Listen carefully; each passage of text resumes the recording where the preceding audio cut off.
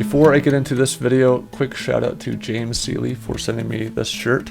Last video, I mentioned that I really appreciated all the stuff that people had sent me over the years. I use it. I love this shirt. I've got my snowbird mug right here next to the desk. I love the stuff that you guys send me, and I do use it. So just to back that up, a couple people had asked about that. Speaking of things that people had asked about, a few people had asked me about what my setup looks like for these videos, and I wanted to talk about that really quickly. I've hesitated on this one because it's not true like resort marketing stuff. There's some tangential relevance, but part of my goal with these videos was to just show you that you should jump in and try it and figure it out, and you don't need a lot to do that. So I wanted to prove to you that you don't need a lot to do that because my setup is very, very simple.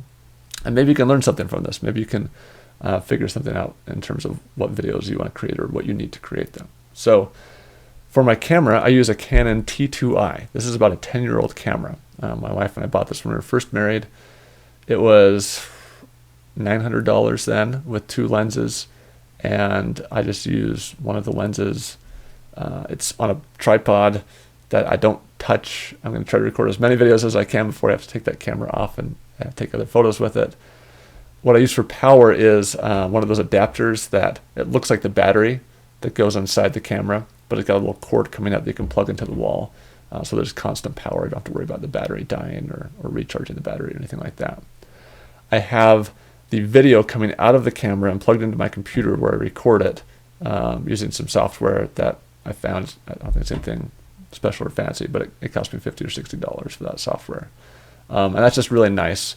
It gives me full control over the camera, so I can change the exposure or the aperture or the ISO or whatever without having to go and adjust the camera, and I can get it dialed just right because the lighting does change, right? I'm using natural lighting, so I've got a window right here, and today it's nice. It's really foggy outside, so the light is a little bit softer, and so with that variability, it's nice to be able to kind of play with that. I don't ever change the zoom or the focus. I try to lock those in and keep those the same, so I don't have to worry about that every time I record.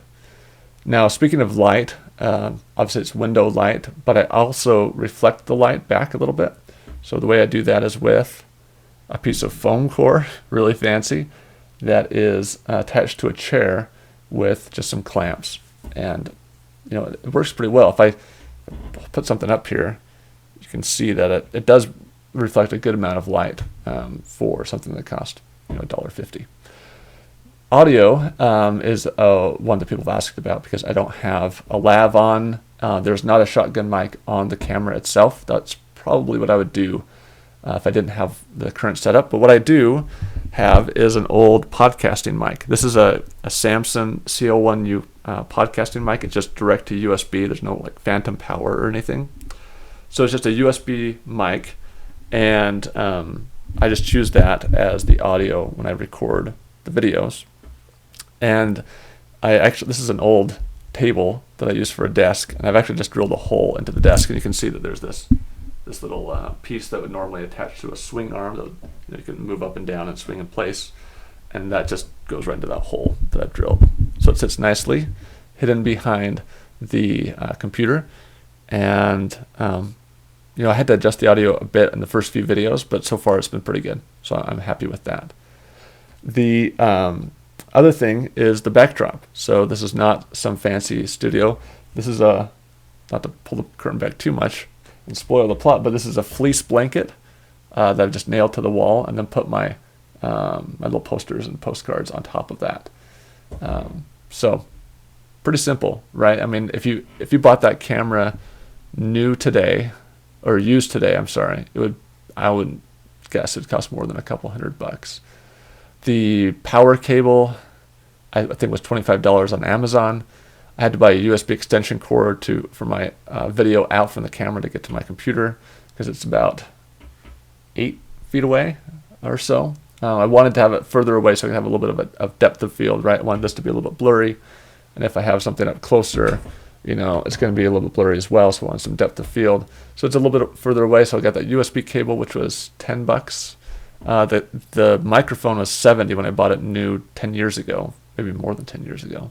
You can buy these for $40 or $50, like the Blue Yeti or whatever those are.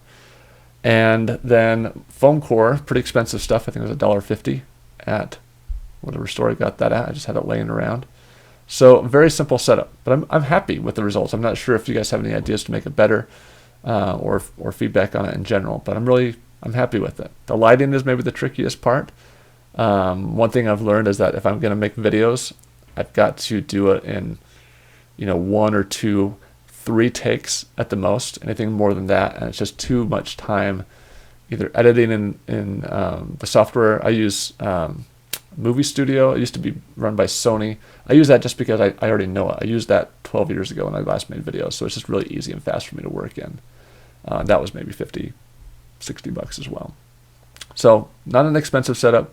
It's worked pretty well. But yeah, if you haven't made videos yet, give it a try. I can see progress in each of my videos. You may not see it as much as I do, but just little things that I've improved, and I'm happy with it. Most people really love the videos. A couple people have said they're not my favorite, and that's okay. And one person said it's a little bit awkward to just hear you talking to me this casually, and I get that as well. So if this doesn't work for you, just read the other posts, call it good. But yeah, people had asked about it, so there's a quick tour behind the scenes, and hopefully one way or another that helps. May not see you next week. I'm still debating what I'm going to do during the holidays in terms of posts. You guys are busy.